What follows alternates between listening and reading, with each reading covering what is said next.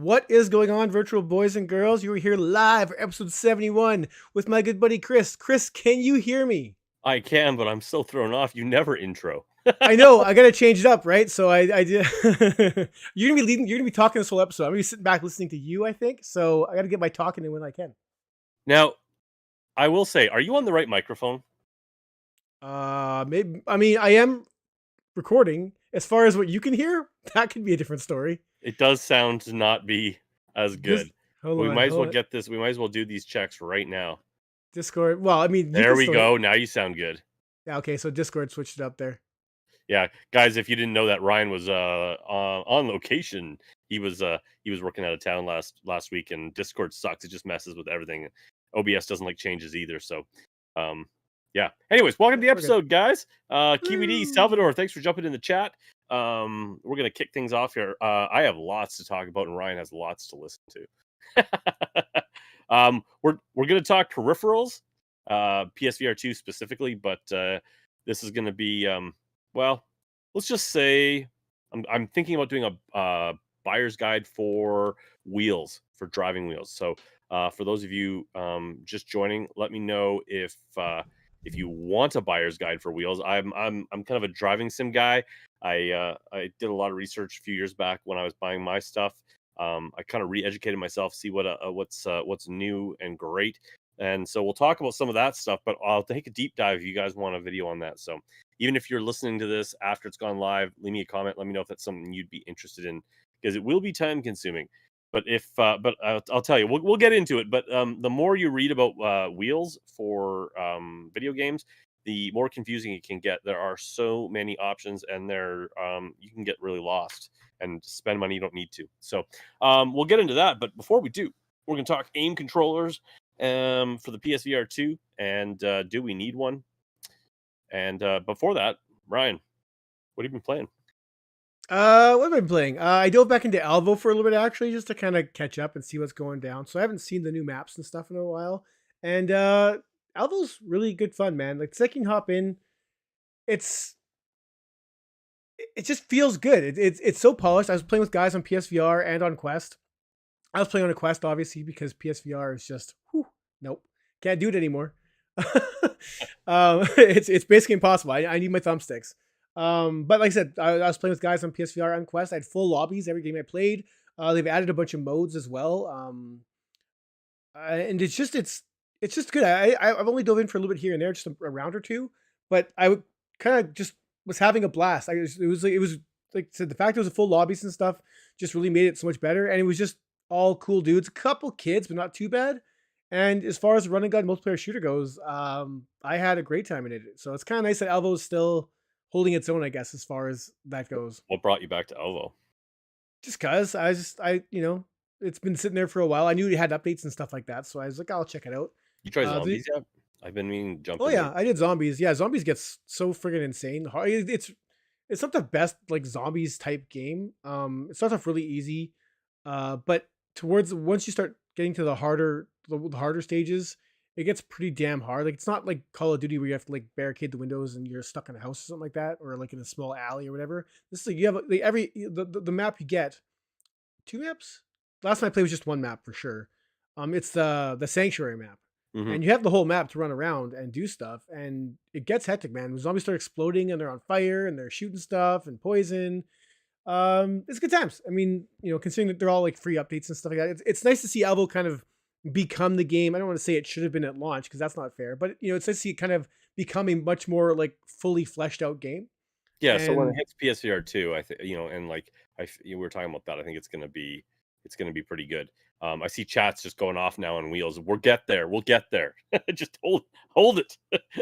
I want to read this. I want to talk wheels, but we'll get there. We'll get there. Um, I want to ask you how Contractors Zombies compares to Alva, but you probably haven't played it. I have Um, not. yeah, I played Contractor Zombies. Nothing compares to the COD Zombies. Pavlov has zombies too, and it's been so long since I tried that. But I mean, I'm pretty sure Pavlov Zombies. That's not a mod, so that'll be in the that's in the game. So that'll be on the PSVR 2 version. So we'll jump Sweet. in and we'll try that. Little fun fact out for you guys who don't know, for the actual like gameplay AI and animations in Alvo. Um, the developer actually just motion tracked and recorded gameplay of Ryan playing normal Elvo, and then just multiplied that into the zombies, and it was like perfect. Har, har, har, har, har, har, har, har. God. Absolutely brainless. What's this AI? It's horrible. Boo. Yeah. I guess you've been playing a little bit of Barbarian. So have I. We can't. Barbaria? Is it Barbaria. Barbaria? Yeah, there's no N at the end. Oh, I just filled it in. Okay. Well, if you actually pay attention to like when the little guy's talking to you and he mentions Barbaria over and over and over. Oh, I don't listen to cinematics. I know you don't. Or tutorials for that. Tutorials. Barbaria. That's like people who like name their children like Because they live in it's the realm of Barbaria. If you actually read the stuff, there's actually a lot of jokes and stuff. It's relatively clever, but you don't read in games. Just like just give me the axe. oh, make fun of me, I can't read. Yeah, early on in Barbaria, obviously. So I'm, and we can't review it yet. But as far as first impressions go, I'm pleasantly surprised. I'm not going to say this is like mind blowing VR, but the game has substantial depth, and it does lots of cool things, and it looks decent on the Quest too. Cool. Yeah, well the art style would lend itself to that as long as they did a decent job. So that's yeah, it's not bad. It looks clean.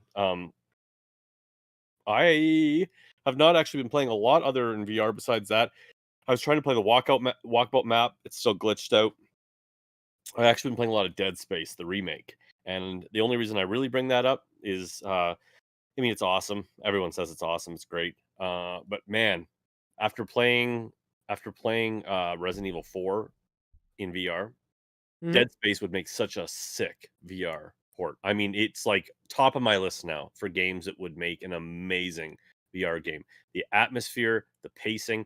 I mean, from a pure like kind of like shooting gameplay wise, I mean, Cosmodread and especially the Persistence already like were like borrowed heavily from Dead Space.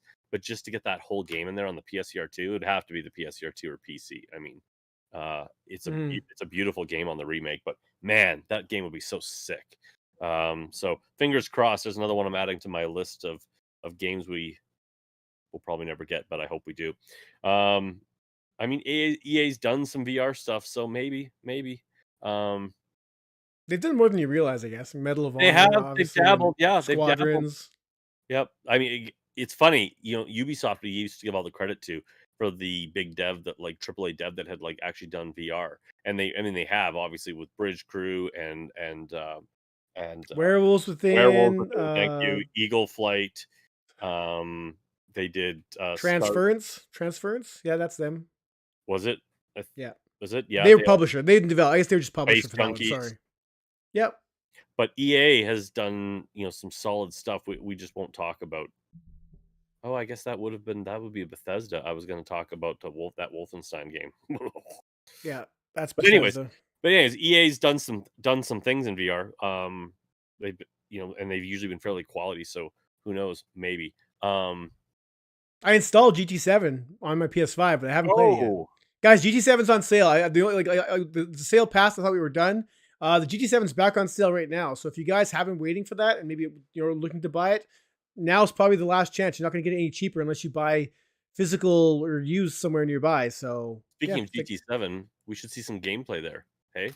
oh, that's all right. Hold on. All right, that'll do. I was telling Ryan, for those of you who watch Joe Rogan, I said, Ryan, you're my Jamie. And he had no clue what I meant. And when I explained to him, I said, so Jamie's like, is Joe Rogan's guy. And anytime he mentions anything, it's just on the screen. And Ryan's like, yeah, I'm not going to be your Jamie.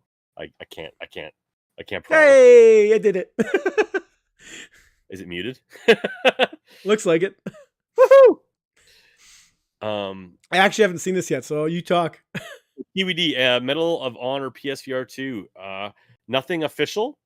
I did hear a rumor, though, the other day that Medal of Honor was looking at a PSVR 2 release date. And to be honest, that makes a lot of sense to me. Because, yeah, we talked Squadrons there. Great tantrum. Yeah, definitely. That was a great one for them. But Metal Gear Solid. Not Metal Gear Solid, sorry. Wishing. Medal of Honor the VR version that hit PC, it would be the PC version that we probably got on PSVR 2. Makes a lot of sense Could because you imagine if they gave us the Quest version? but the amount of money that was poured into that game Yeah. uh, was incredible, I bet. And I just don't think it sold that well. I mean, the Quest version might have moved some units, but I don't think they've even recouped their money. And the Well, and fact it that came out. It got such a bad response when it came out because they had broken it by so many loading screens and so many and it breaks was in the gameplay. and it required minimum a 20, was it no, a 2080? I think minimum. Uh No, I think maybe no, it wasn't a no, 2080. it was I ridiculous. know it wasn't because I have a 2070 and I Uh, ran it just people fine. people were running it still, but it was the recommended was a 2080, and people were like, "Holy crap!" And it was 200 gigs in size. That was one of It the was massive. they have changed the specs now. If you're going to go onto Steam, because they did a lot of visual sliders and stuff, right? Which they didn't have before either. Um, Welcome to the chat, there, Savage Gamer. Anyways, where was it going with that? Oh yes, The um, original requirements were a 1080 recommended or equivalent.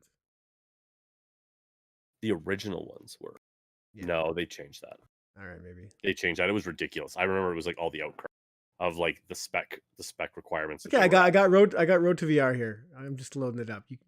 But Okay, but regardless, I mean, it's good that they've got the specs more in line. That they did some optimizations there and stuff. Because if it's going to make it to the PSVR 2, it's the PC version is going to need that. But it makes a lot of sense because they want to get their money back on that one. 2080. It was a 2080. It was Respawn did that game. So like the guys who did Titanfall and Apex Legends.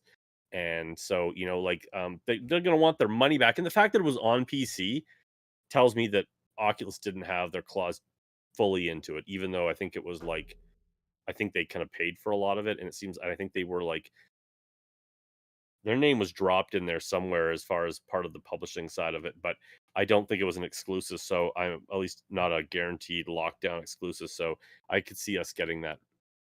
It's going to be amazing. But talking GT7, you're looking at the footage there. Damn. Yeah, it Damn. looks really good.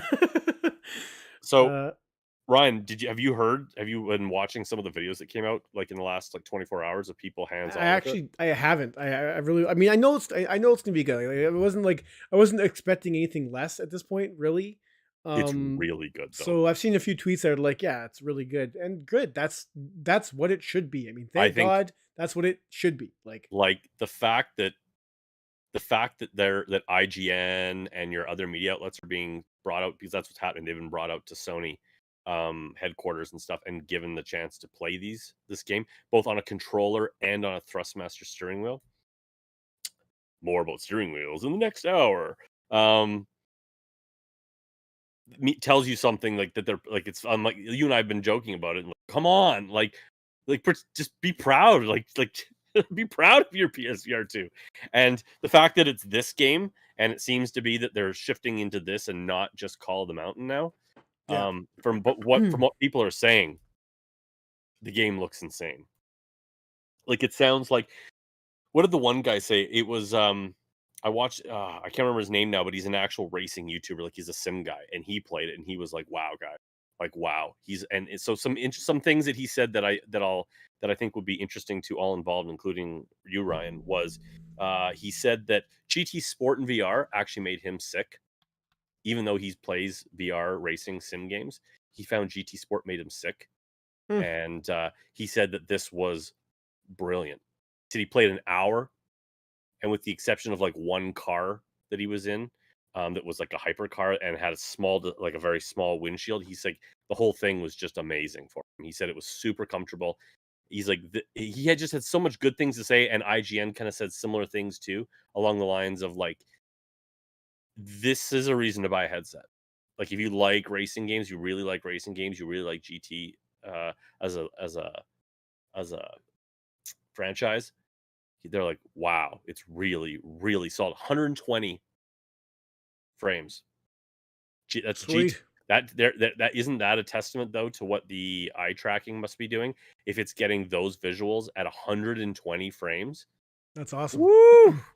Um, Uh, That's gotta feel And that's amazing. something too that kind of has gone under the radar too is the fact that the PSVR 2, as far as I know, only runs at 90 or 120, whereas the minimum spec for PSVR 1 was 60, and we've seen games on the Quest run at friggin' 70 or less. No, the So I PSVR 2 ran at 120. The no, PSVR 1 ran at 120. PSVR 1 could do 120, but the minimum was 60, and now it sounds like the minimum for PSVR 2 is 90. Yeah, it was So it seems they've upped their 60. quality on that one, which I think will help people with their sickness. I'm trying Which to I remember. guess It's been a while since I had to remember my PSVR 1 specs. Remember they had the breakout box that doubled everything though? It kind of faked it. It was basically doing like some of the technology that like Steam VR does, if you're having issues with dropping frames. maybe, but I know in talking to developers, like, I mean, they had, I remember the Trickster devs. Remember with the Trickster, Yeah, they when they released the game, it came without multiplayer. yeah, I And they remember said that. the reason why is because for like said when they were doing their game testing, said literally for like a second or two, the game would drop to like 57 like frames per second, and that was too low for like Sony's QA. So like no, so they had to axe the multiplayer and they added in months later, which killed the game because that game was best played with friends. By itself, that game wasn't really that great. But me and you played together, and it's substantially more fun when it's two of you guys battling through the Goblin Horde as opposed to just you by your lonesome. Mhm. Now, Um, I mean, I'd like more information on the PSVR 2 because it could be doing, some things to cheat in the background as well. But bottom line is they're saying it's running at 120 frames, like that's what your eyes are seeing, and it feels great. It looks great. It feel people are. It just it seems that the experience is very very much on par with like the resolution and the graphics of the flat screen version. You can look at the gameplay footage. It's I mean it's absolutely stunning. um we also heard, I saw it on the screen there, but there was also not developers, rather the racing guy was talking about the showroom mode that I believe was in GT Sport as well. But now with the ridiculously improved visuals on the headset itself, like just with the lenses, the display resolution. I mean, just walking around these cars is just like it's like a car fanatic's dream. You just better than a car show. Walk around the cars, you can get in the cars, you can turn on the headlights in the cars, you can interact with some of the cars.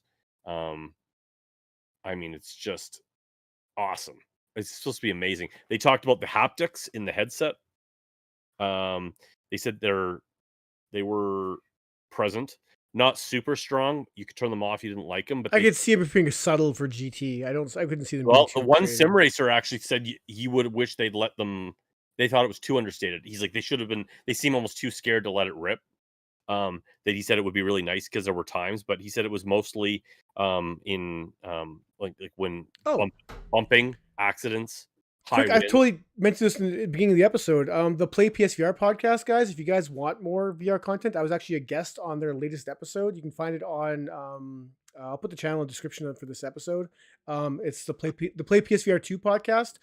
They took me on for the whole episode. We talked all about PSVR 2. So if you guys do enjoy me talking about VR, you can find those guys over there. We had a great time, had some laughs, and I made fun of them. They made fun of me. It was good times. Sorry to cut you off. I totally mentioned that at the Mhm. beginning of the episode. My bad. Sorry, guys. And it won't surprise you when you listen to that podcast. Ryan's on the wrong microphone. Oh, I tried to get him to fix it too, but it was too late. Virtual Boys quality just going out into the wild. But yeah, anyways, the general takeaway from what people are saying, um, with that sim racer and IGN and a couple of other people that I watched that went hands on with it is that it's amazing. It's fantastic on a wheel. I mean, the game was designed in conjunction with wheel manufacturers. I mean, the newest Thrustmaster wheel, we'll get into that, is like was developed with polyphony, so it's ridiculous the technology that is in there. I'm not sure how much that actually translates into um, gameplay that you can feel, but it sounds impressive when you read the specs on it. But yeah, there's a couple of licensed wheels there with GT7, so they embrace that. But I've played the game. I've got hours and hours and hours in GT7 with a controller, and the DualSense controller is amazing, amazing with GT7. So people are going to be pumped with it regardless. But yeah. That's GT7. That's the news so far. And like I said, we'll get into wheels later on. Um, One thing, speaking of PSVR 2 news, what do you think about that Bloomberg report? That was so dumb. Like, what a waste of everyone's time and everything. And the worst thing is that it probably still did more damage, even though Sony came out and shut it down pretty quick. And the author of that article has been known to source. He sources his own info without actually giving sources. Like he's like from sources I can't name. So then he spits out whatever rhetoric he spits out. And then this article specifically was countering the stats he reported in a previous article. No one else reported these stats except for this guy. And he never named his sources. So he basically said, oh yeah, like the original like 2 million headsets, it's being like cut in half. Or I don't even remember the article now, or cut in a quarter, but it was like, yeah, but the only In person who half. It reported, was in half. yeah, half. But the only person who actually, like the guy who reported those numbers originally was you. And now you're reporting that Sony is now doing half, but like Sony never releases any of this information.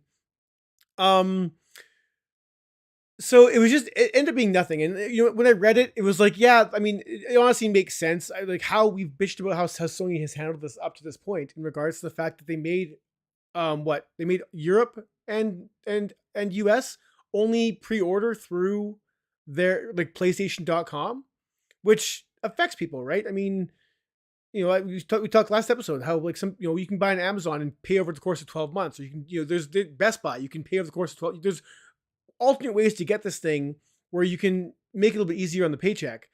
And not only that, but like going through Sony, like are you guaranteed to get this thing day one from Sony? You don't like I don't know. Like everyone's getting their Sony PSVR 2 headsets FedEx like launch day. I have my doubts. To a point where it's easier to, in my opinion, if I lived in the US, I would wait till launch day and just Best Buy first thing in the morning, because odds are you'll get one then, as opposed to waiting for one in the mail from Sony. Like that's just like there's so much like mishandled in there that yeah, when they release these stats about the poor sales, one, it made sense, so it's an easy article to be like, oh, jump on the hate wagon. But at the same time, like I said, Sony shut it down, and it was just like everyone was, videos were out there right quick. All people were all over it, just talking about how like the same thing, like makes sense, whatever, we're excited, blah blah blah blah blah. And then once Sony shut down, it was just like, okay, well there it is. But the damage is done. It's not like everyone who reposted the article was like, all right, here's the apology article. That's not the way media works. Like the news is Sony is PSVR 2 is collapsing, not no, it's the same as it's always been. Like that's not, so I think damage was probably done by that article more than anything else, even though it was corrected pretty quickly. The average person who was just like, oh, PSVR 2 is coming. Oh, it's already not selling. It's already dead. Okay, I'll just, that's my interest gone, because it's not going to.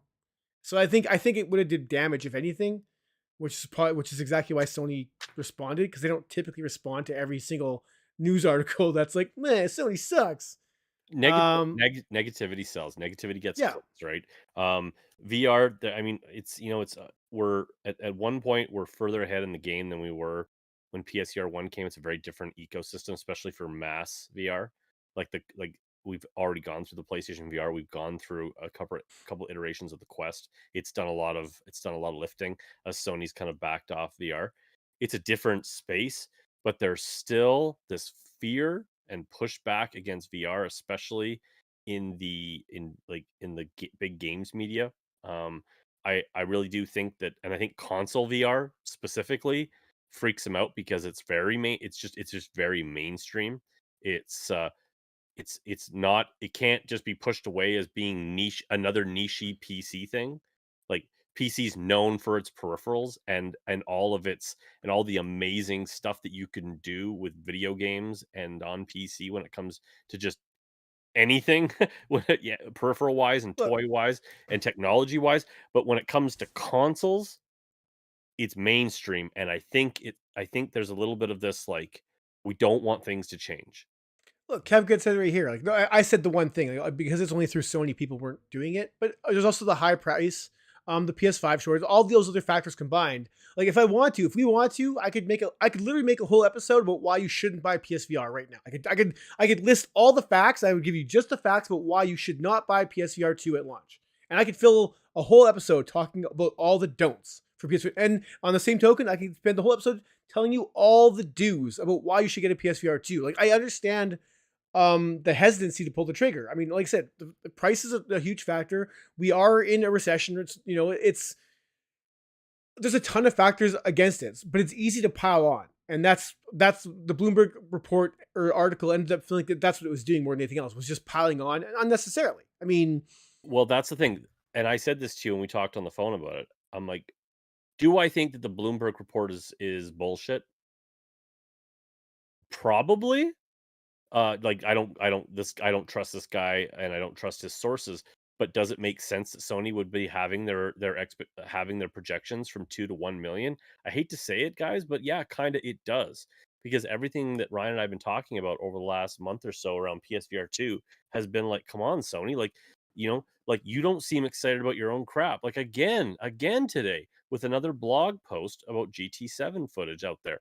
Now they linked IGN, and it's like, thank God they're finally getting some of these big media people into like Sony HQ, and like having them try some of these games, even if they're not giving them headsets yet. But it's like, act excited, and like we've yeah. talked about, and I've seen it in chat here. It's like, do a state of play. Like, they don't seem like really excited about their own thing. And like I've said again and again and again, I think this is a soft launch, because if it's not a soft launch, damn. Because I can't think of any reason why Sony would be being this slow off the hop to like kind of like promote their own stuff.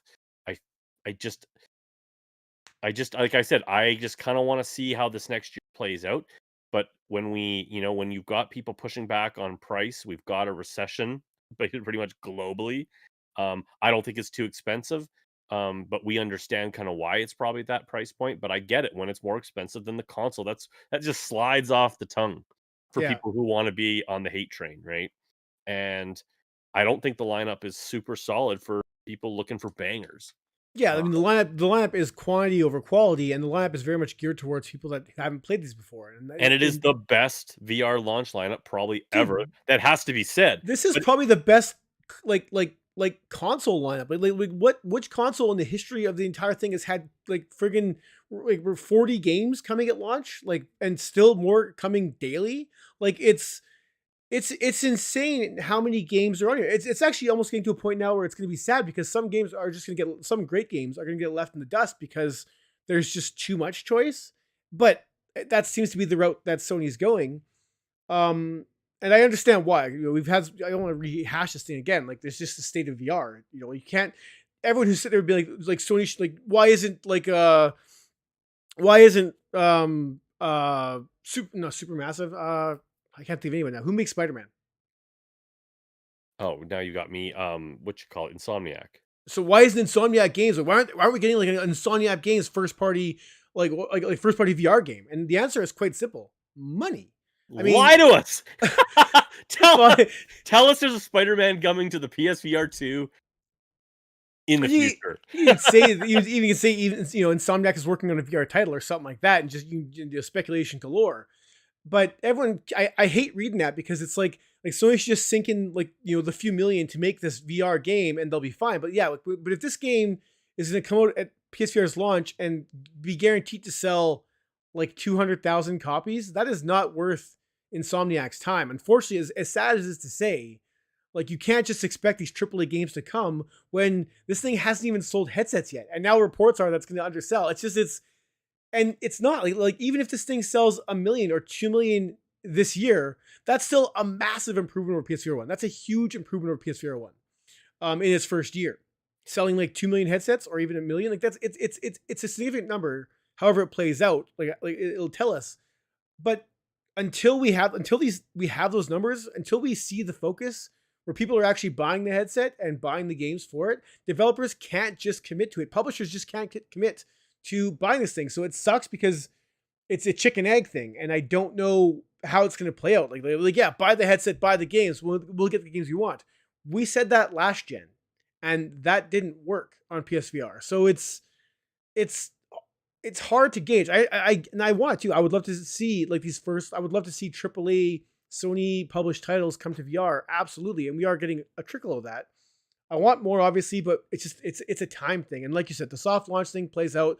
That being said, let us know, man, because after launch we know of a handful of games, and they're not like half of them are new IPs or something else. Like after launch, we don't know the next big game, and I don't No, count Switchback as a big game. It's a heavily desired game, but as far as pushing moving headsets, like we don't know what the next big one is after RE7, GT7, or RE8, GT7, and Horizon. Savage Go. Gamer with his conspiracy theory bullshit down there about Cyberpunk. We'll see. I mean, I'll owe him the biggest apology in the world if that ever happens, but we'll see. Right now, it's a bunch of bullshit. um, look, we've talked about this before. I know we're kind of retreading familiar ground. Um, We'll move on right away. We'll move on but right but away. what I was gonna say was that getting off like being negative against Sony, people have said it before. They're under new management these days, and they seem to be, even on the core console, being a lot more secretive. They're not really giving a lot of like future plans. They're more just kind of in this like, let's just deliver mode. Um, and I like that. That's fine. It doesn't help when you're trying to get excited about something and you're trying to justify a big purchase. Especially into a that is still like kind of trying to find itself. So that sucks. But, the fact that people are like, "Oh, well, they should have Stormland from Insomnia out there," I agree. Where's Half-Life Alex? Where's just like a new Astrobot? Where's, another Farpoint? Where all these games that we all would love to see. Um, if you look at how Nintendo handles the Switch, they know darn well that like it's a ton of indie crap, usually a ton of ports, not usually the best ports, and then Nintendo games. And Nintendo games sell the console, and it's like what keeps people excited is those Nintendo games, and they're very careful with how they drop those games. It's like you get like one every like 3 months to 6 months, maybe. They're very careful. It's like, okay, you get a Mario Kart this, then you get a Metroid game. Now at the end of the year, we're gonna give you, another Zelda game. Sometimes it's just like remastered collections, but it's still Nintendo Gold that they like are very careful with. And Sony's probably doing the same thing here. And that would be smart of them to not just like blow their load at launch. I mean, like the launch lineup is messy. It's got a lot of noise. I wish there was a couple of other bigger games, but I would rather have Sony drop a big bomb every 3 months. Yeah, for sure. You Distracted know, Gaming said it best here in the chat, so I just lost my chat hmm trying to look up this. But he said the same people that say they're waiting for games to get better are the reason the games never get better, and he's not wrong at all. Like Yep. if you don't buy into it, then you're not supporting what you want. Like, it is that simple. Um, Well, on that note, we were talking about the price of games. I'm glad you brought that up because that was something I meant to say. Um, I have heard other like smaller developers talking off the record saying, if you want to support us, buy the game at full price. Because if you really want to see certain games, you want to see a console grow and this and that, you want to see a sequel from a developer, when you buy it on a deeper sale, you're not helping. And I mean, mhm. everyone's got to make their choices based on what their spending ability is and what the value of that game is to them. But that is something you have to keep in mind. Like if you want to support it, you're not supporting it when you buy it 50% off.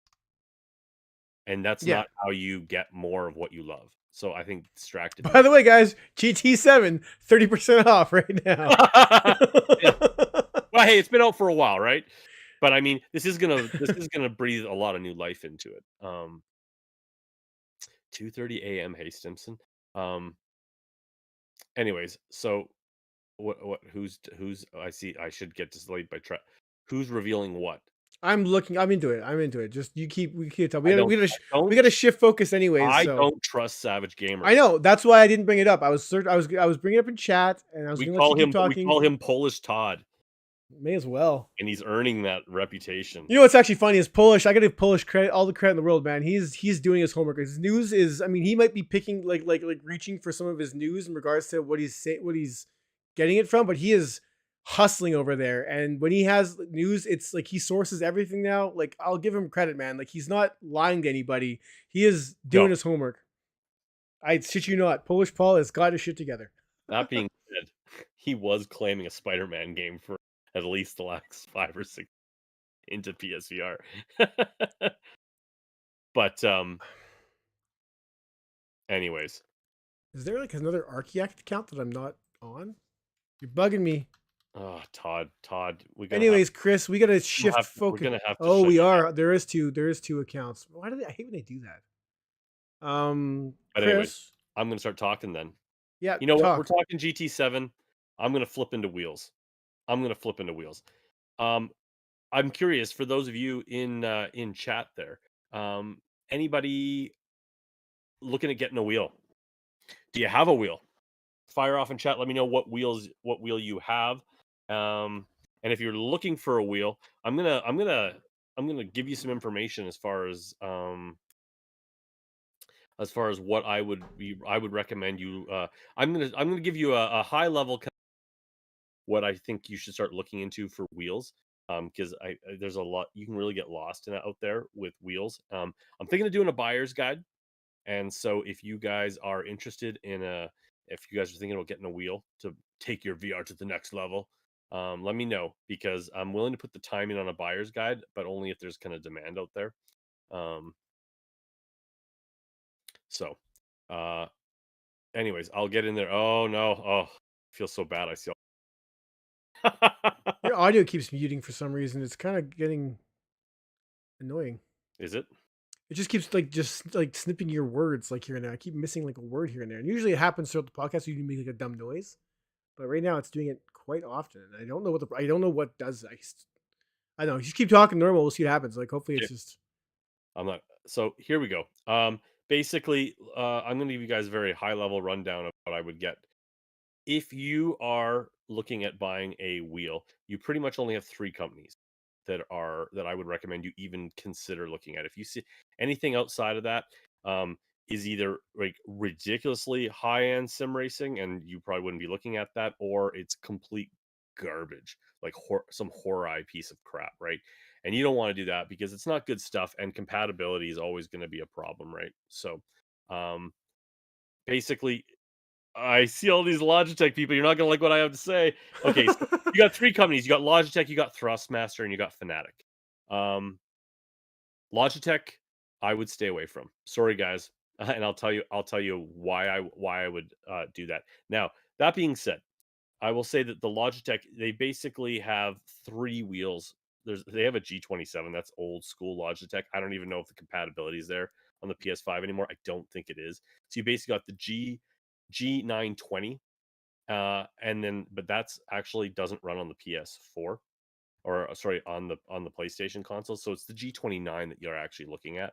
That's the PlayStation. So if you see a G920, that's just basically Xbox PC, whereas the G29 is PlayStation PC. And pretty much funny enough, the PlayStation version of that Logitech wheel is actually the better wheel. It has more buttons. It has an RPM light stretch on it. But I'll tell you guys why I would avoid Logitech. First and foremost, Logitech is a business solutions company. They do keyboards, they do mouse, they do webcams. They are not a racing sim company. They don't take it very seriously. They don't have the breadth of experience and I guess like they're not using the level of technology that a lot of their competitors are using out there. They're pretty cheap wheels in the grand scheme of things. They're still gear based. And so that makes for, I mean, if you never tried one of the other wheels, you'd be like, it's great. Mine's great. I love it. Good. Great. Don't go try the other wheels. Because it is quite clunky. I've played both. And Thrustmaster is what I would be looking at.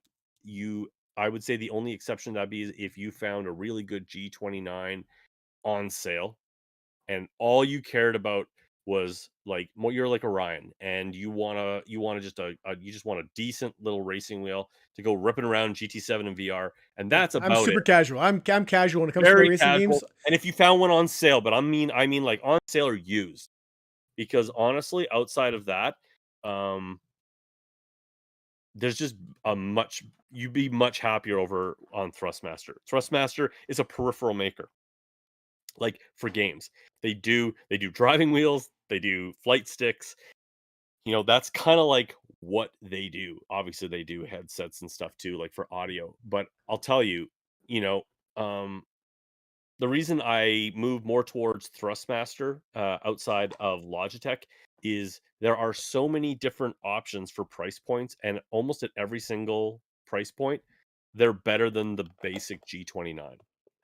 So, like, your G29 comes in at, like, $400 American, and that gets you, like, a very basic pedal set, and that's it.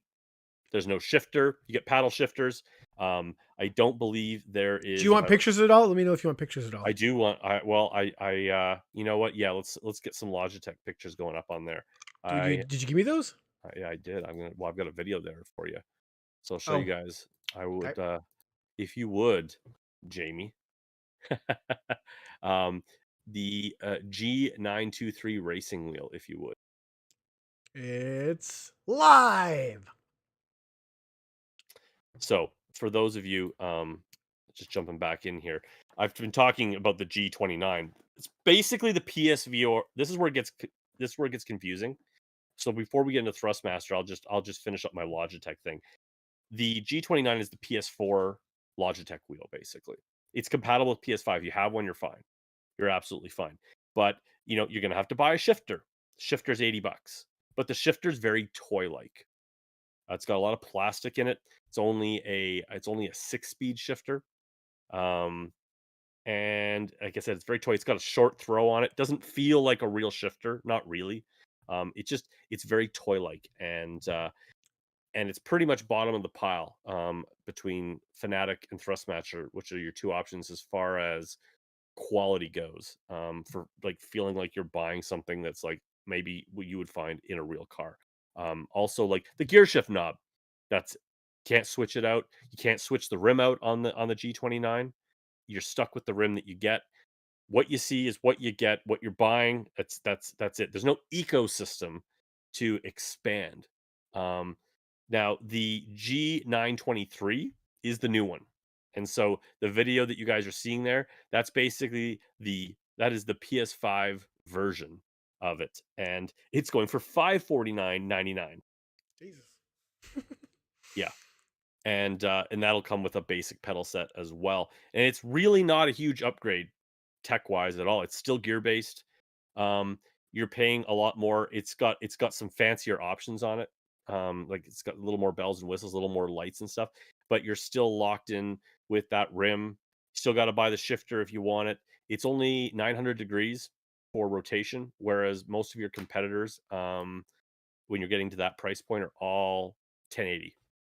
So it's just, again, like, Logitech is not a crappy entrance level. I mean, you're still getting force feedback. It still plays well. It feels nice, but it's just, and the G9, and yeah, if you see a G923 has two versions, yet one is Xbox and PC and one is PlayStation and PC. That's a frustration that you're going to run into, with Thrustmaster and Logitech. They both have wheels that are pretty much the exact same wheel, but the base station is designed for one console or the other. PC's fine on both, but you know, that's just what it is. Now, where I'm recommending you guys go now. I guess before I leave Logitech, um, they do step into the high end arena, and you'd have to be out of your freaking mind to spend this on a Logitech wheel. They have a direct drive wheel. Now, for those of you who may not know, direct drive is kind of like the standard for your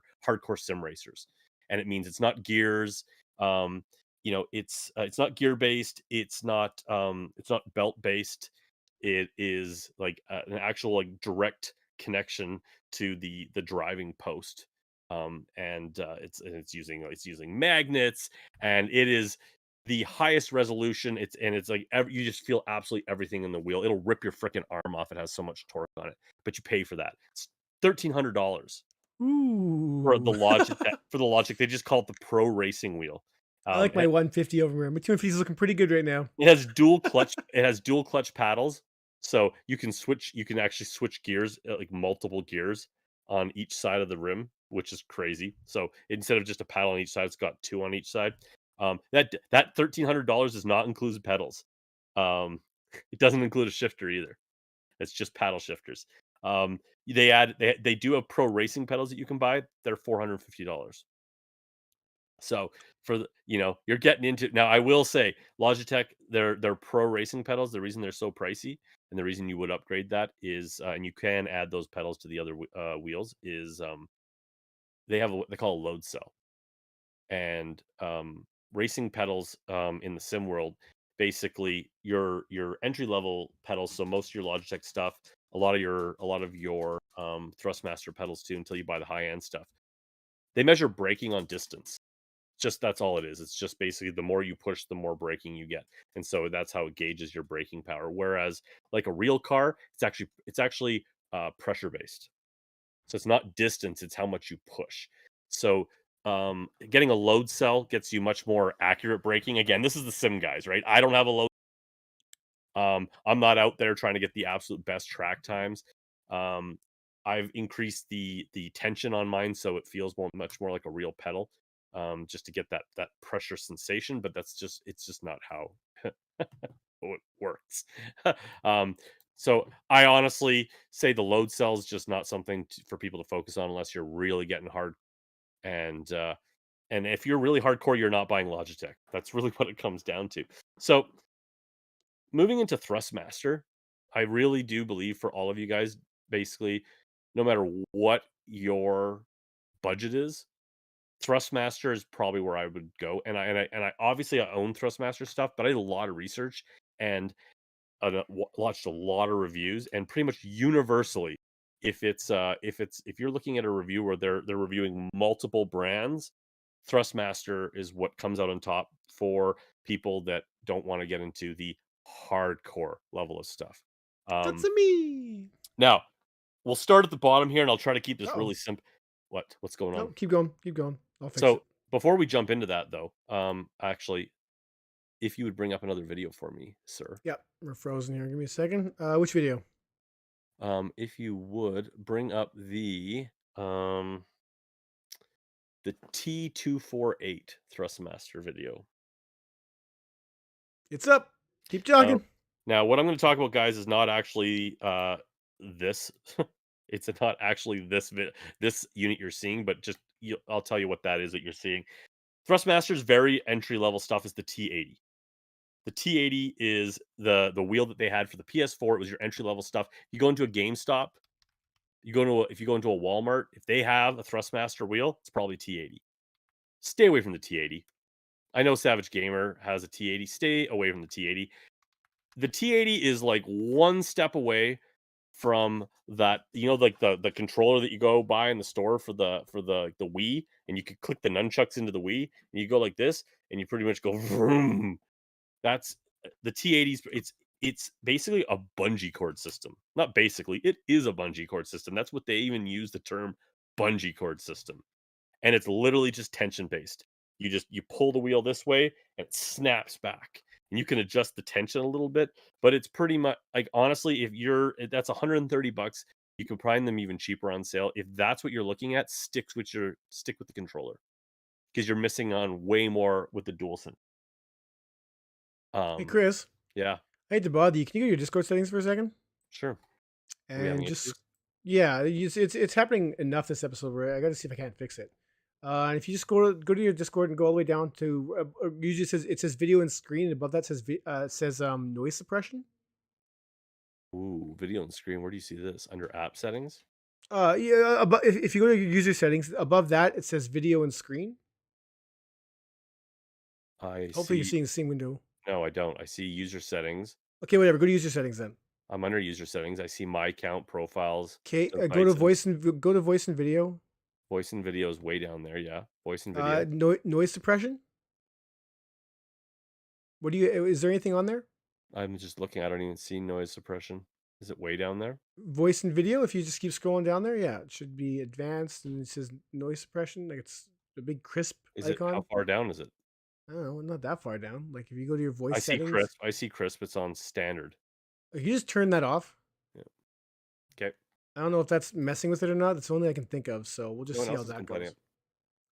No, it's not just the Savage is complaining. I can it's through Discord. I just can't figure out what's saying in Discord is messing it up. And usually it's not this bad, but it's it's cutting you off too much. So Okay. we'll see So if that does it. Anyways, EAE says I'm a hater. Like I said, the G29, if you can find it cheap and you're not, and that's all you want ever, is like you're fine with that wheel that you're just getting. It's just a basic force feedback wheel.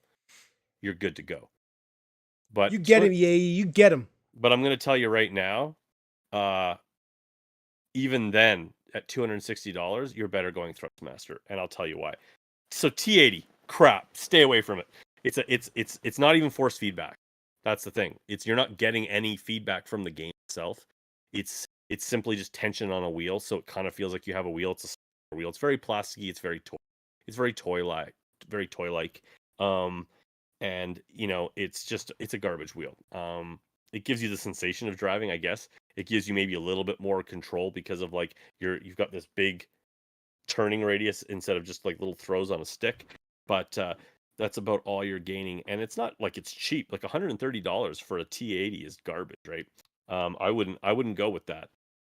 Now this is where we start getting into kind of what EAEs in the price points. So Thrustmaster's kind of like they basically didn't replace the T80. You can still buy it, but talking about like what the PS5 generation of Thrustmaster is, they have a wheel called the T128.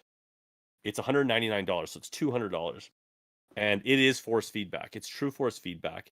It's a hybrid wheel, so it's a gear. It's gear and dual belt. It's belt and gear based. So it's already got better tech in it than the Logitech. It's not nearly as clunky. Um, it has 900 degrees turning radius, so it's on the lower end there, but it's equivalent to the Logitech, right? And um, oh, I see someone saying there, the Logitech website's bundling in the pedals. That's good. Thank goodness. Be careful though how they've organized some stuff on there. But anyways, the T128 is kind of now the new entry level into Thrustmaster's ecosystem, kind of. The rim is still attached. You can't change out the rim. Doesn't come with a shifter. Comes with basic pedals. The G128 is very comparable to like the G920 or the G29, I guess, rather, for the on the Logitech side of things.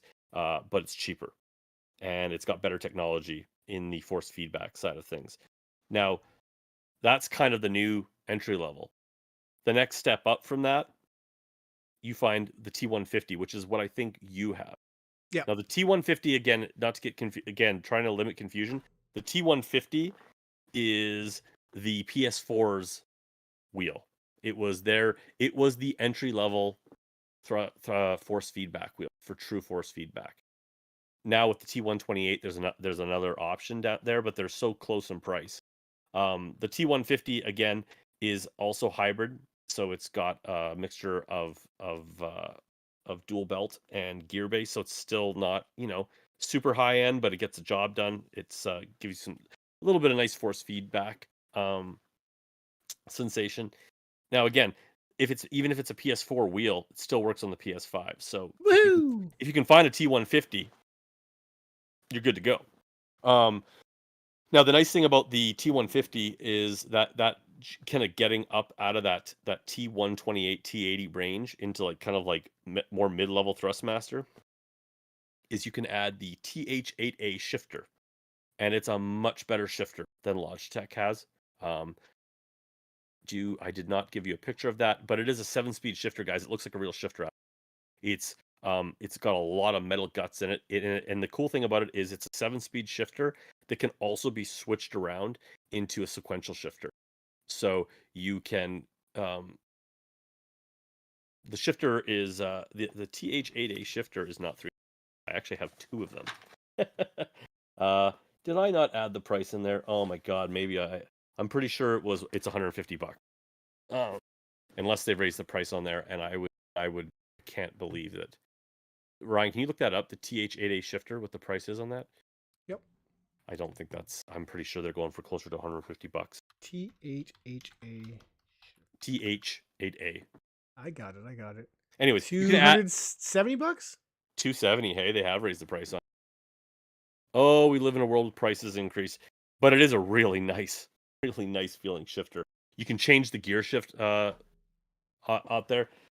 I was going to show you guys something, but I can't do it. You can change the knobs on it and you can knobs. You can change the Man, your knobs odds out of there. getting bad. No one's complaining about it. Savages. He's noticed it. I'm definitely hearing it. I mean, hopefully it's not bad. Guys, let me know in chat if Shug's like really cutting out. Shug, keep talking otherwise. It's still you're coming through. It's just it's rough this episode. I can't figure it out.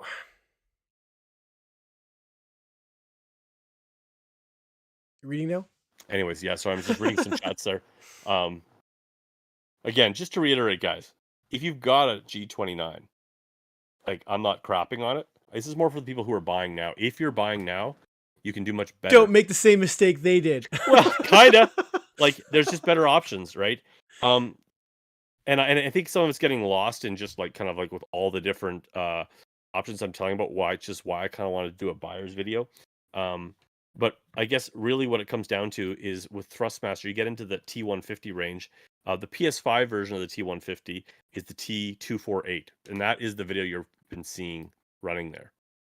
That is the Thrustmaster T248. Although I think they've got the Xbox version of it, you can just ignore that. It's pretty much the exact same wheel. And the T248 is $400.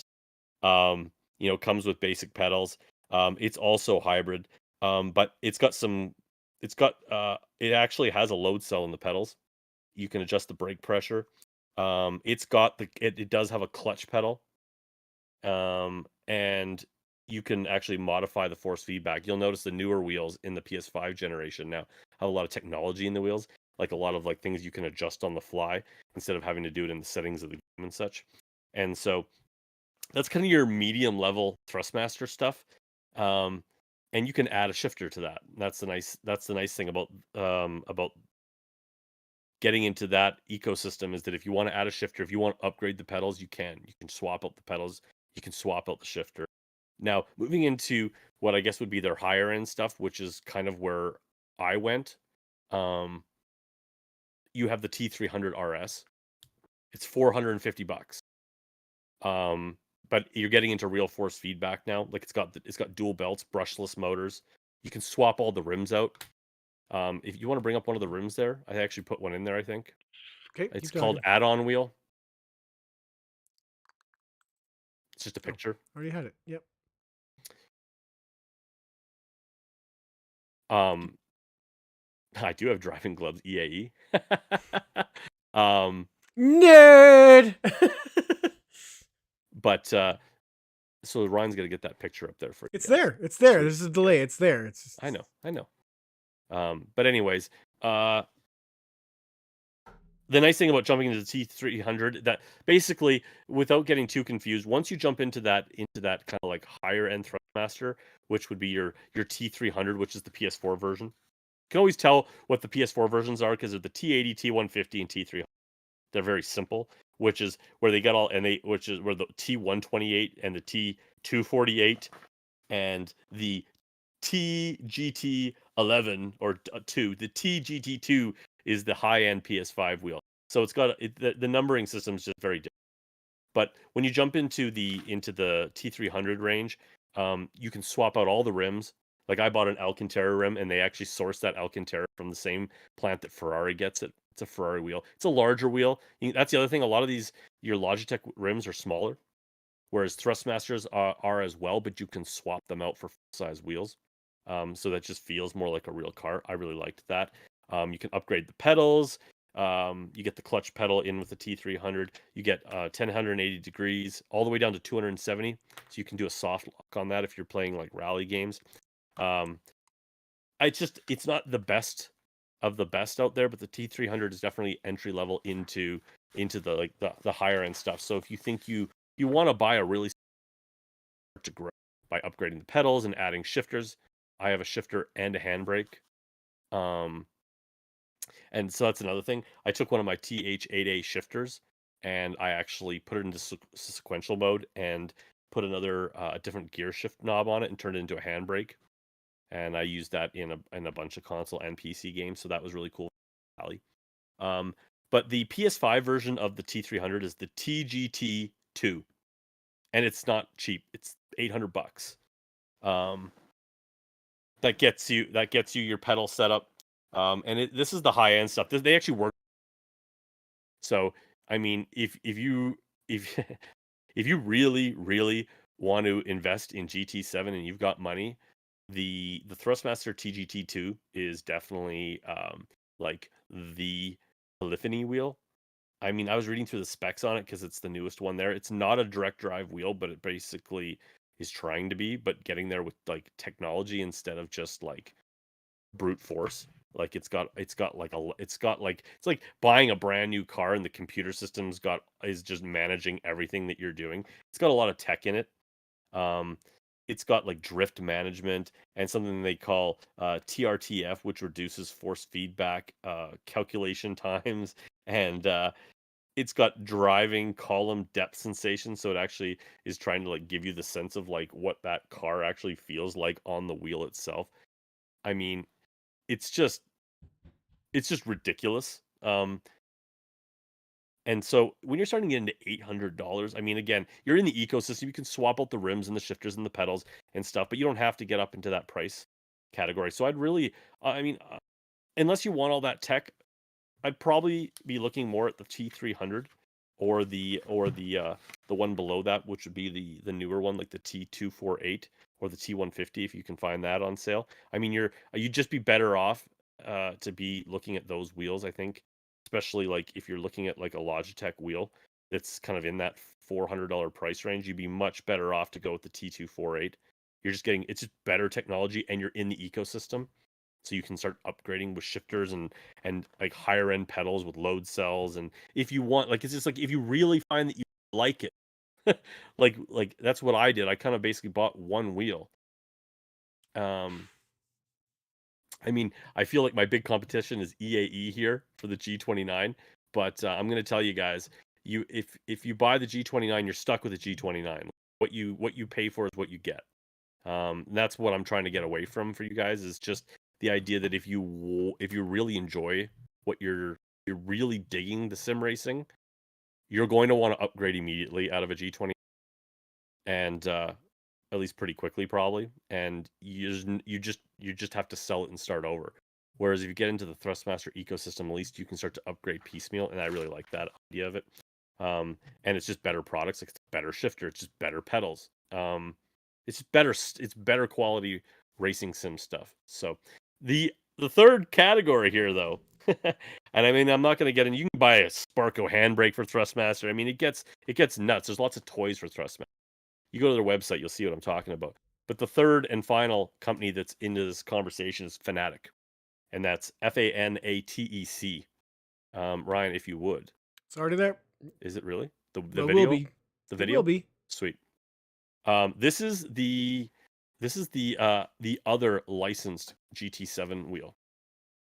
Um, and Fanatic is definitely higher end stuff. They're pretty much all direct drive wheels. It's like I said, for you guys, if you just joined in here recently, direct drive wheels are kind of like that's what the sim guys are all doing.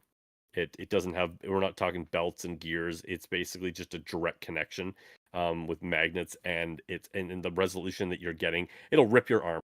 Like, I mean, the fact that when you go to a Fanatic website, they literally don't measure in RPMs anymore. They're actually telling you in like Newton meters how strong the wheel is. It'll break a kid's arm. Actually, so will the Thrustmaster, the higher end. So be careful about that. And yeah, 169 for a T150. That's good. That's a deal there.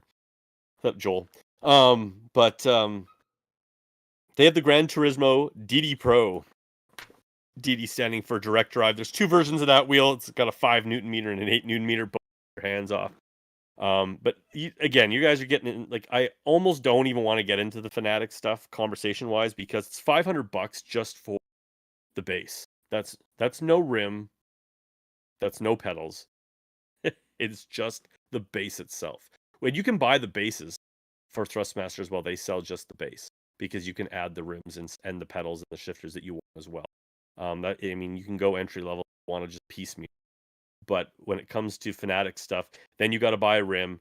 You know, you can switch the rims out, you can switch the pedals, you can switch the shifters. It's all super high end. You know, your all your pedals have load cells. I mean, Fnatic is the high end shit, and the one you're seeing on there is another Gran Turismo license. It doesn't sound like they worked in conjunction with company like the Thrustmaster one did. With all the technology that the communicating to some of the stuff in the GT7 game. But Fnatic is some hardcore shit, and there you go. It's like it's $4.99 for the base, and then they'll group it together.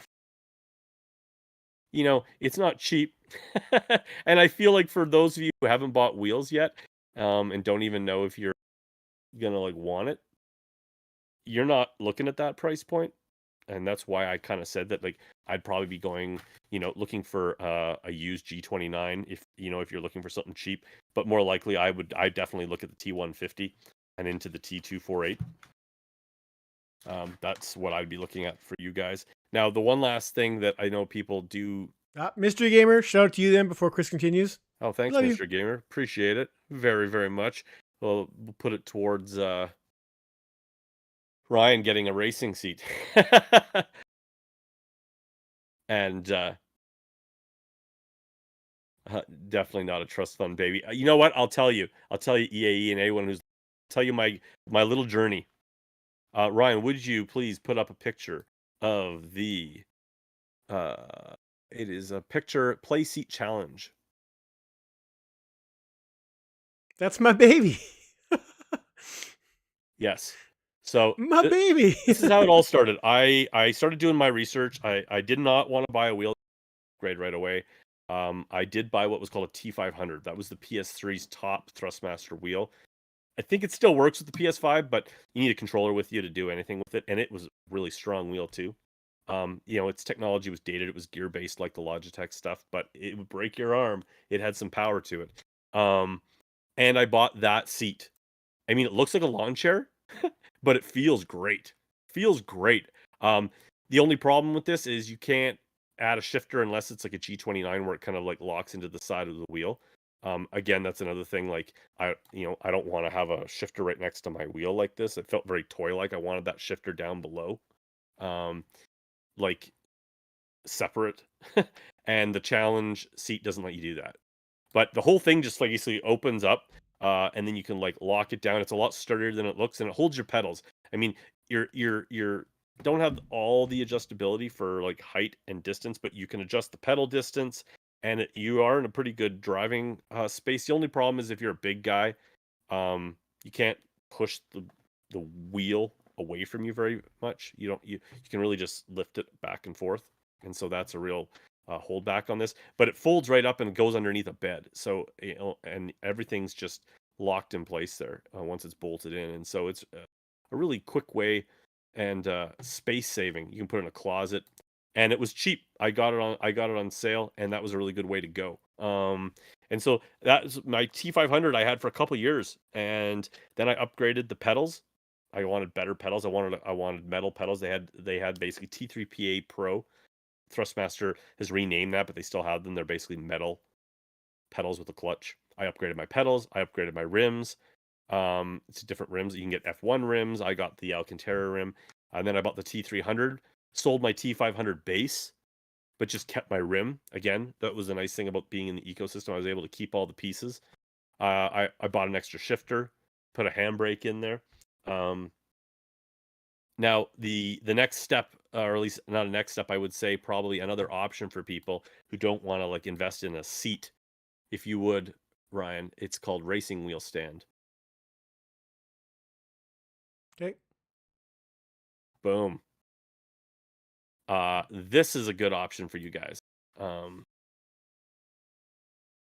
Yeah, well, I didn't I haven't finished my story yet, but I kept upgrading as time went on. But it didn't all happen at once. It happened over all in, yeah, it was probably about $3,000 is what I ended up spending. But again, I didn't that's not how it started out. I just kept and I was like, I enjoy this. I'm gonna keep putting money into this hobby. It's fun. Um Now you guys will see that stand there. There's a lot of brands. I'm not even mentioning brands if you notice that really. Like Playseat's a good option if you want to go just see what some of the they're one of the big companies out there, but a lot of companies make this. Some of them really cheap and shitty, so just make sure you do some reading on the comments. But that's a really nice option to stand there if you just want to like put it up to a couch chair or a computer chair. It holds the pedals. You can see it holds your shifters. It holds your wheel. Gets it off the desk. You can control the height a little bit, so you're not stuck at desk height, which just really doesn't feel like you're in a car. And then so you can just kind of move that around. You can put it in a closet or move it out of the way. That's a really option for those. You know, and that's kind of, I would say, entry level options for that. And then so basically my next setup, and the one I actually currently have right now, Ryan, if you will, Playseat Evolution, please. Okay.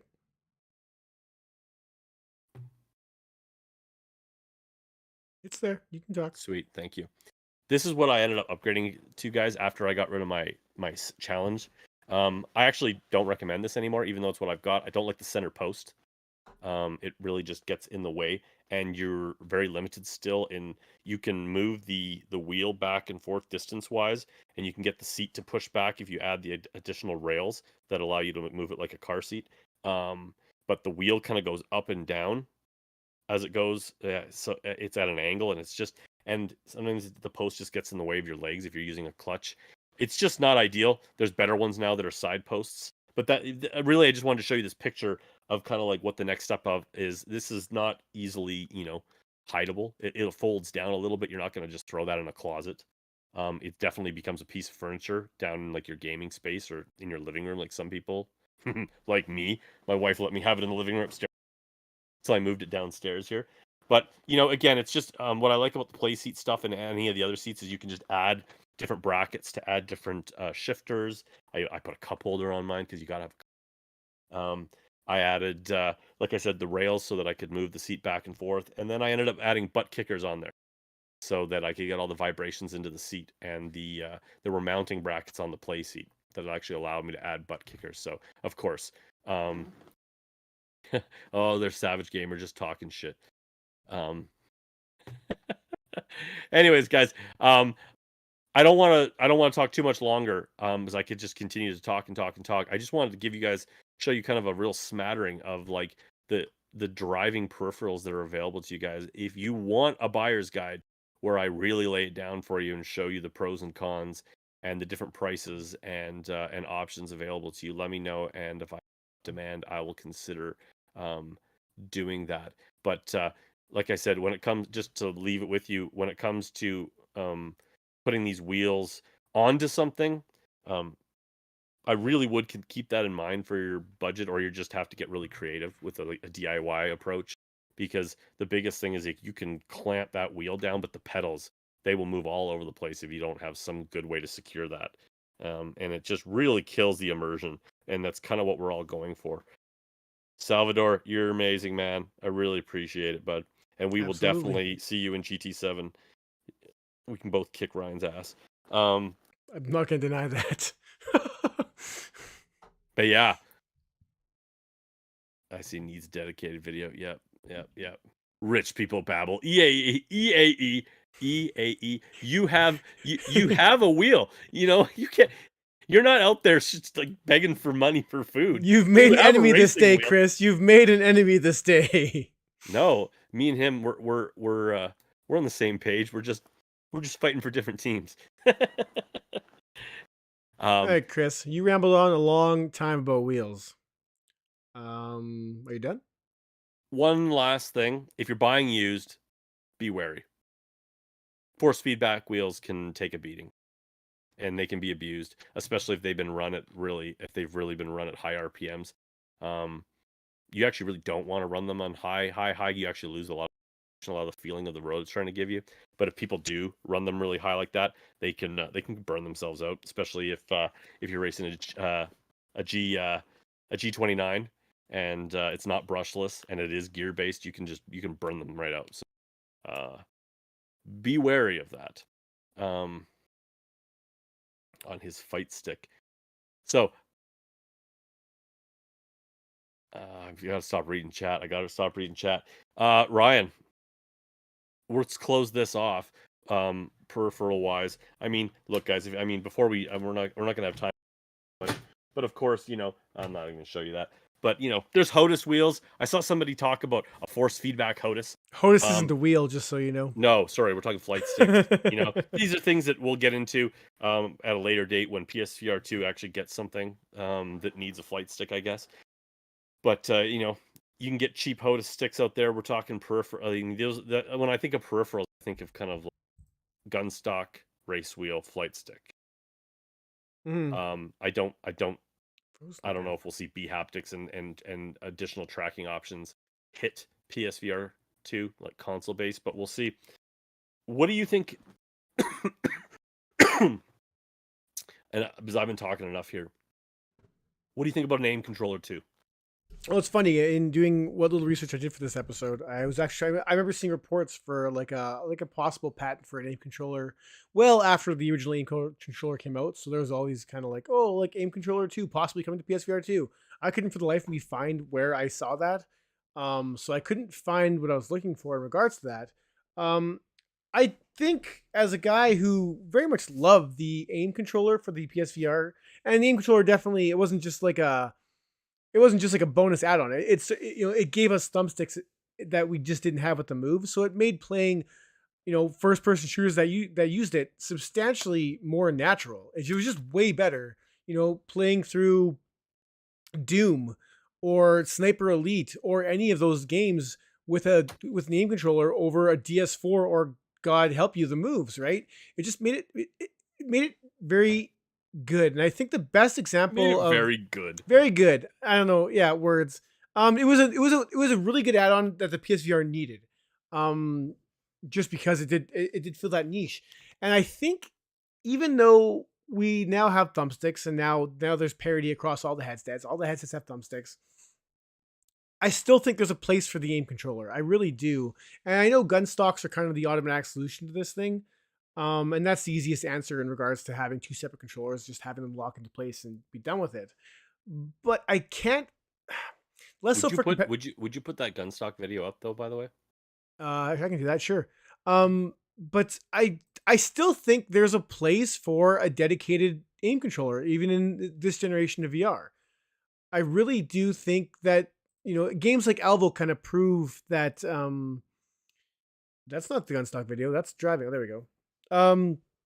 Games like Alvo kind of show you how you can do it, where even in like multiplayer, you can make it fair in regards to like you press X to reload. Sure, you're losing a bit of immersion if you're looking for that, but it does feel better holding a gun. And like I said, gun stocks do kind of solve this problem, but we have yet to see a single confirmation of a gun stock for the PSVR 2 coming, other than people are working on it. But the sense controllers are going to make it weird. I mean, you can just see the sense controllers are going to be. I don't know. I think there's a place for the aim controller. That being said, obviously you have to have support, and that's where you'd run into trouble because if it's a separate controller that's tracked and all that jazz, then we're talking about like what, like $100 for this thing again. Like it's not cheap. And then we're talking about then you lose that dual sense, or if you put it in there, then it becomes a very expensive peripheral, which I guess is the theme of this podcast.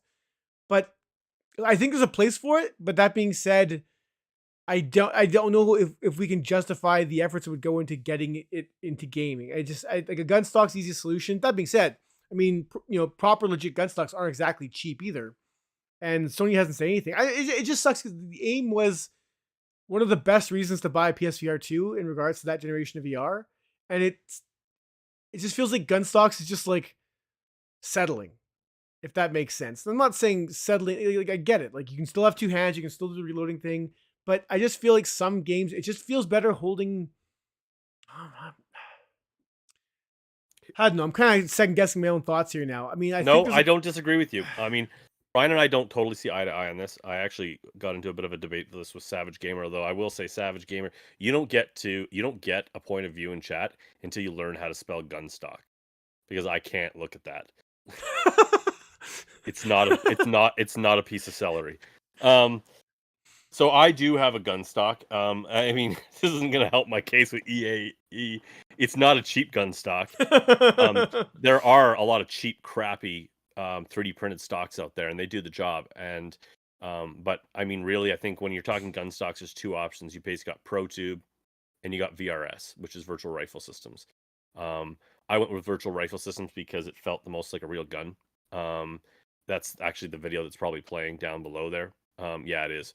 And so I paid for that with my own money. They've been really good to the channel, but giving us stocks to give away for Shugness. But in no way are we sponsored by them. They've also added in a new part, but I'll get to that after. But further to what Ryan was saying was, I think that where I agree with Ryan and Savage Gamer's point of view on this is that I feel like the aim controller would be really nice to have for games that, like, especially games that are a lot more arcadey and shooter based. They'd be a nice option for people, because I will say, as much as I'm going to be very pro gun stock, I think it makes a lot more sense in this day in VR now.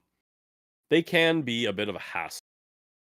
There's a learning curve to them because you're in a headset, and the taking your hands out, depending on how the gun stock uses it, some click in different ways, you're still having to remove one hand, maybe two hands, and then having to lock back in, especially if you're reloading and stuff, right? It's like, in some ways it's like getting a racing wheel. Most people who get a racing wheel suck at the racing game.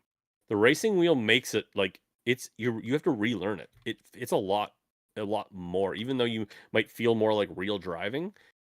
You've gotten so used to just going left, like hard left, hard right with thumbsticks, or with analog sticks rather. All of a sudden, you got a driving wheel. You suck at it, and that's how I felt with the gun stock. And there is something very simple, pick up and play, very console gaming of an aim controller.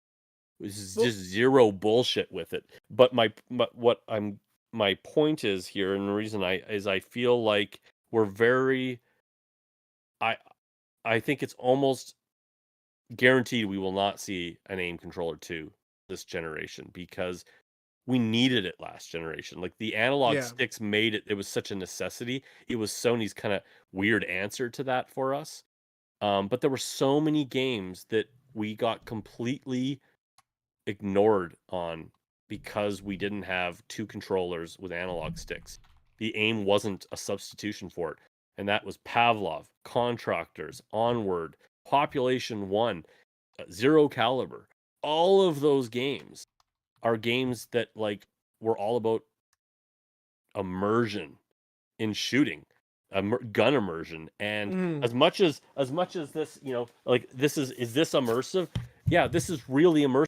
Feels amazing until you have to hit the reload button and you see your arm do a reload animation, or you need to throw a grenade and you end up aiming an arc of a grenade being tossed. Whereas, PC and Quest users were getting all these games. We're treated to wonky throwing of a grenade because no game gets throwing right. Some of them got them good. Contractors got pretty good at it. Onward got pretty. I want to say this before because EAE said here aim stick is no longer needed because we have thumbsticks now, and you're not wrong. But I don't like holding a fake gun. Like this feels awful. I can't stand like playing two handed VR game and not having an actual like stock or like a stick connecting those things, because holding my two hands loose, pretending I have a gun is to me immersion breaking. Like what you just described, Chris, with button pressing to do XYZ. Mhm. I'd rather have that than have two floating hands trying to like line up a gun that I'm holding in VR. That to me is there's a big disconnect there, and that's my biggest argument for, I guess, aim slash a gun stock. Like, so the more I think about it, the more a gun stock just makes sense. I just we without seeing what our options are for a PSVR 2 gun stock, um I don't know, right? And so it's, to sit here, and I mean, those, not to say that the controllers don't look tricky, but they do look a bit tricky to. I don't know. I mean, I'm sure the VRS guys, I'm sure they'll figure it out. But yeah, I need that. Holding an actual solid piece of plastic in my hands is way better than two floating hands, and Sony needs a solution to that ASAP, especially if they're promoting games like Firewall and Pavlov and the other ones there that are coming, Crossfire and everything else. Like, make sure I have the option to like hold an actual weapon in my hand, or that makes it feel like a weapon, because it does make the world of difference. Like, it makes an absolute world of difference. I mean, you know what? I have an aim stock, and to be honest, a lot of times I don't use it, just because I don't want to grab it and set it up. And not all games use it. The ones I just listed are all pretty good. Pop ones, but they all have like calibration settings, like Contractors and Pavlov and on all allow you to adjust everything where you want to go and all your hand spacing, and you can dial it right in. It feels amazing. Um, again, it's something else to learn. I like the VRS one. You guys can see. I like it because you click in underneath the gun like a real kind of gun. They also added a new piece here. I've showed this before, but like they got rid of one of the magnet locks on the front, because that's the part where you're taking your hand off all the time, and I hated having to like search to lock in. And what I like about this now is they allowed it so you just grab it. So with this, all you do is grab this piece. So that's the front of the gun, right? So you're holding it like this. And so you do your reload, do your stuff, and then you just grab it again. And it's just the way it works. It clicks, it moves. You can't really see it so well. It moves right in and actually pushes that grip button so that it's just one move. And you're actually kind of holding it from this the side of the barrel of the gun, which feels really like in game. You feel like you're actually grabbing it. Now, if you go with the magnetic locking, you can actually adjust how that swivels. So you can, if you want to hand it more like an actual grip, or you can actually swivel it so that you're up on the gun like this.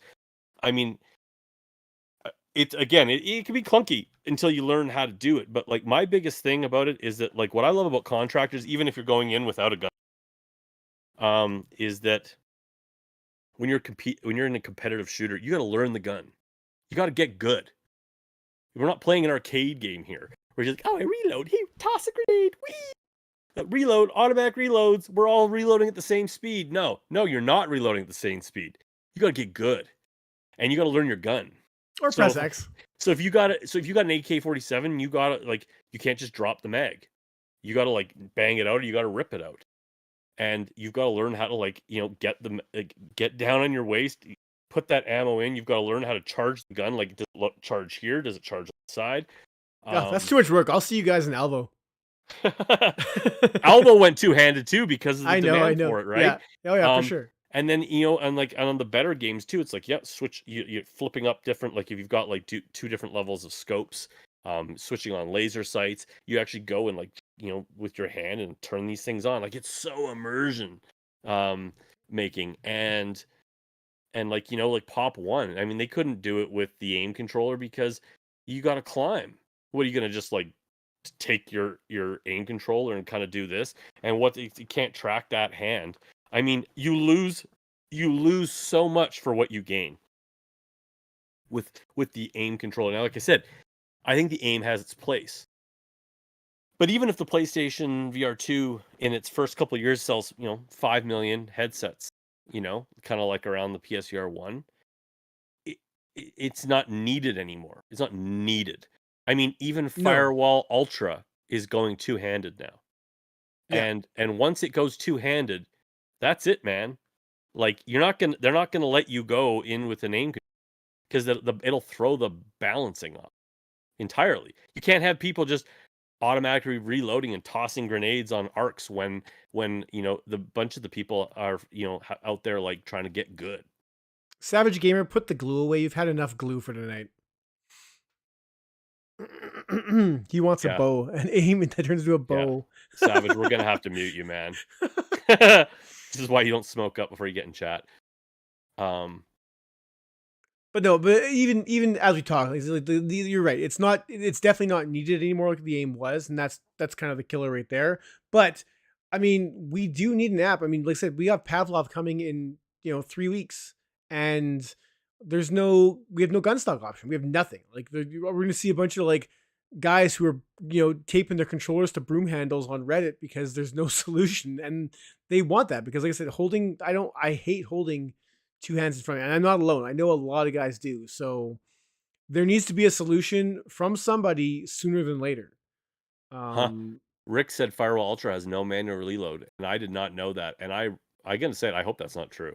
That actually really hurts my psych level. Aim's coming back, baby. Yeah, I doubt that, but I would say that my interest level in Firewall Ultra drops significantly with that, because I was really looking forward to like really getting in there properly with like two hands and really being like really having fun with it.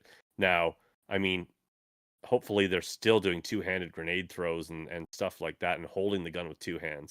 And they're just not doing reloads, but we'll see how long that lasts because we all know how we all know what how shitty Alvo was when and how many people complained with the weird ass auto reload animations. Um and oh, what was the other game that had that complaint? Oh man, what was it called now? It was the game from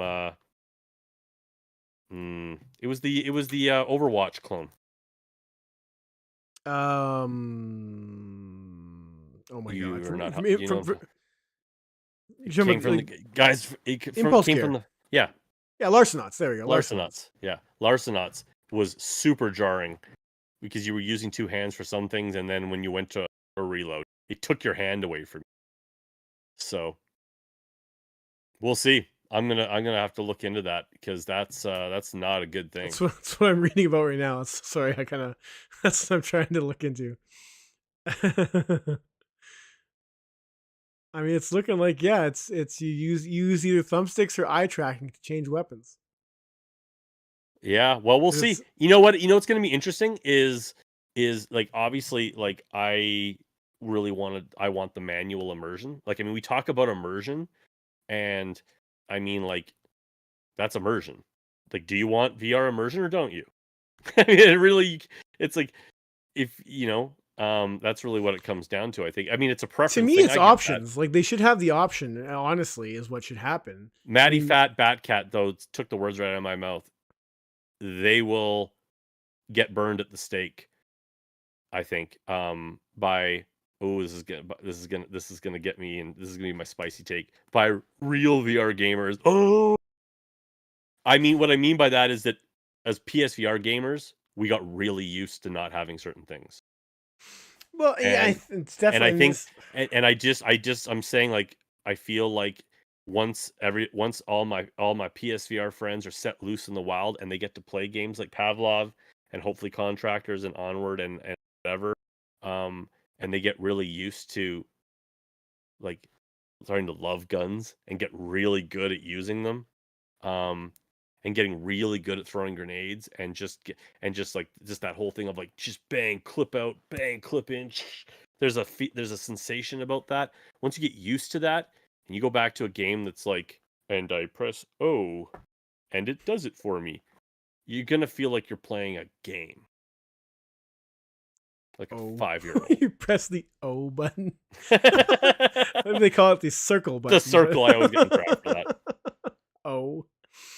But yeah, but it doesn't change. Like I said, like, we need a solution sooner than later. Like, it sucks that that we haven't heard anything from these guys other than that these guys who make these stocks are like waiting basically to buy the headset so they can try to make something out of it. So, like, we're still weeks, months away from even the hint of a gun stock for PSVR 2, which is Well, not great so news. no, I mean, it's not necessary. That's the only thing. A gun Like I said, stock. no, I know, but I've gotten really, like I said, even with a gun stock, I hate like again, like I'm kind of all over this. I kind of get everybody's point of view because I also don't use it a lot. I just don't want the hassle, and it's so easy to just hold my hands. Like, did they get tired after a while? Like, yeah, when I was in the I went into a contractors competitive league there a year ago or a year and a half ago. I had my gun stock, and I was really glad I had that gun stock. Even just like I had as a neck strap, and even just to rest my hands on it like this in between times was really nice. Um, you know, so VRS has confirmed that they are working on a PSVR 2 controller attachment. So you would, if you have a rifle, you're looking at it, you just add it. But they're not cheap. They're not cheap. EAE was a little bit off on his pricing. He was saying they're like $300. It's 150 for the rifle, and then you add pieces to it. So you're looking at it probably, 175 just under $200 probably all in shipped for a virtual rifle systems rifle. And it's like like again them and ProTube, they're like best of the best. So like that is top dollar.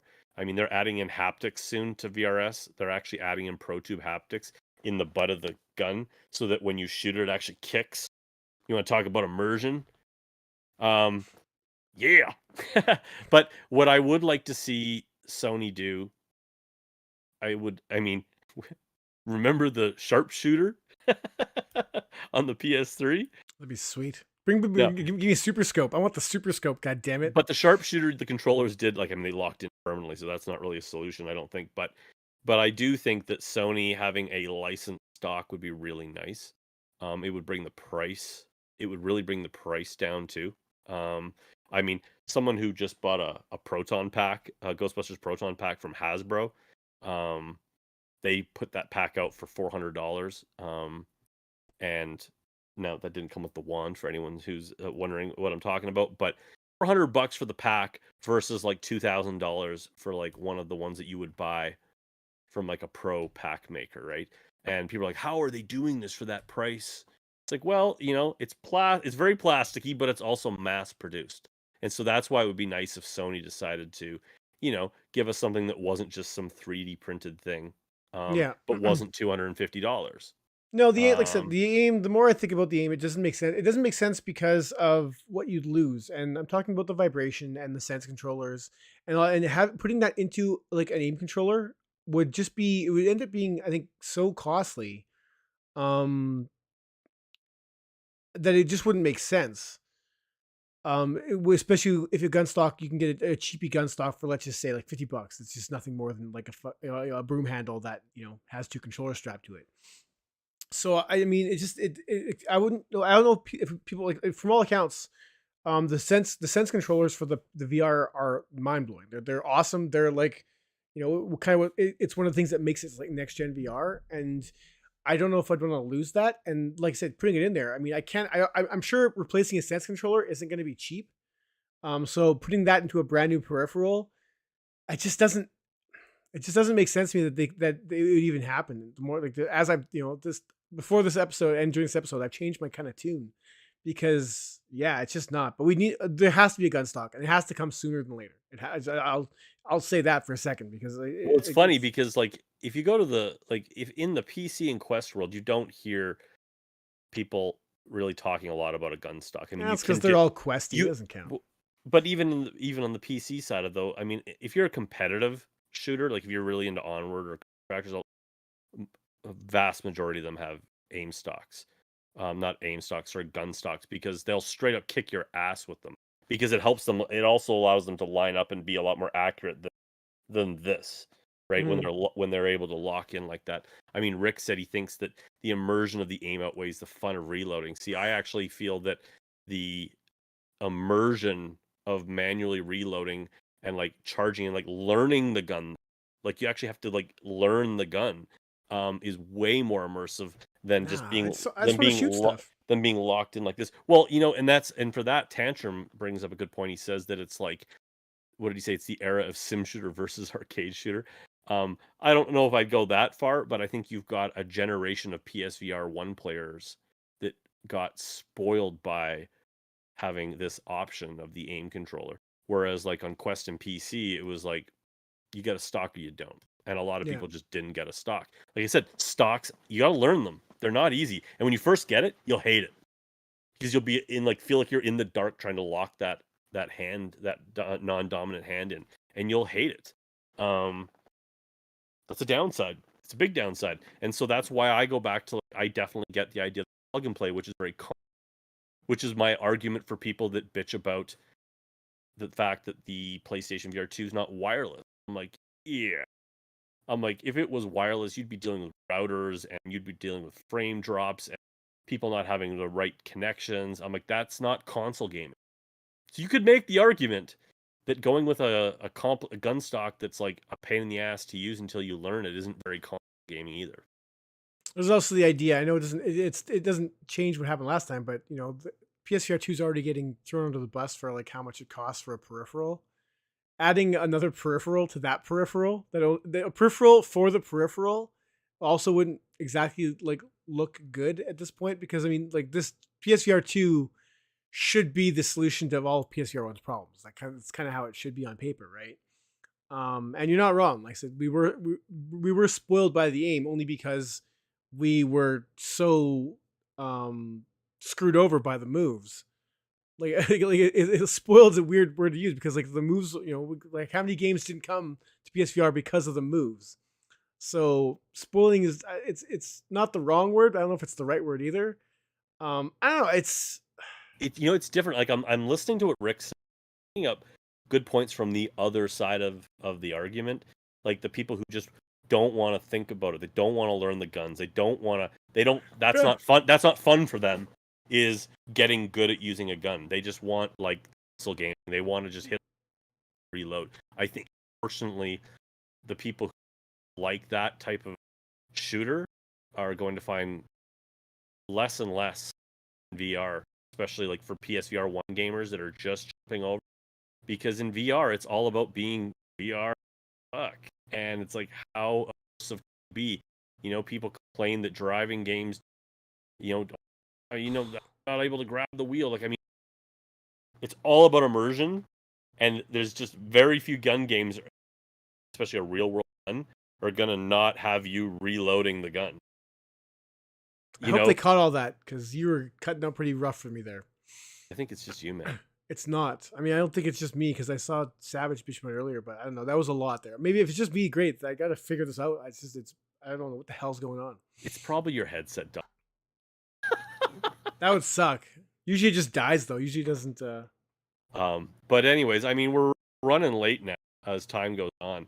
I feel like it's a conversation where I don't really know what solution is because I get it. I get that guys, a lot of people like Rick and Savage, they want to pick up a game. They want to just pick one and just caught it up. Yeah. Basically, they just want to run and gun. I I feel like I have training wheels on. If I'm not actually able to, like, it's gotten to the point where I am even getting picky about like realistic they're actually handling the gun, like the way it actually. It's like, for example, like if I have an AK-47 and I don't actually have to pull the magazine out, I'm Mhm. disappointed with the game because I know it doesn't. I know that it doesn't just object. Like I love that stuff version, especially when it gets into like military shooters. Now I will say, when it gets into like sci-fi shooting and just like arcade run gun, like just but but even then, even games like Crisis Brigade now, It's Brigade now. It's a you Brigade know, on PSVR too. to me it's all about the manual reloads too. I don't know, it's a tough one.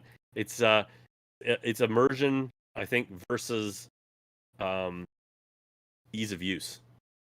Yeah. No, I get it. Like I said, like, I've kind of said what I had to say about it.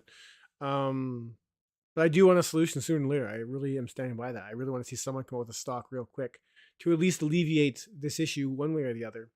Maybe cause more issues. Who knows? But yeah, we're definitely running late, Chris. I think I said everything I need to say about the aim controller. Yeah, I think it's if it came out, it's a pure luxury item, I guess, at that point, because you couldn't build games around it like you could last gen. You couldn't build a game around the aim controller like Farpoint. Like That was Rick like, just said, I was just gonna say Farpoint was built with like that company actually developed the aim control, so everything yeah, about the gun was built. The idea that you had an aim, changing guns behind your back, which I thought just a lot, making the reloads so you weren't taking it, so the hand coming off, which would have. okay. We're gonna kill this thing, Chris. You are cutting it out badly, and Savage is saying you're cutting out pretty rough too. So they can hear it there too. I don't trust. I don't trust them either, but I mean, it's coming to a point now where I can't understand you. So something's getting worse. I wonder if it's like, is there like a core? We'll figure it out after tomorrow or something like that. Probably a Something's Discord thing. this is weird. It's weird, but yeah. Chris, we need to wrap this up. Sure.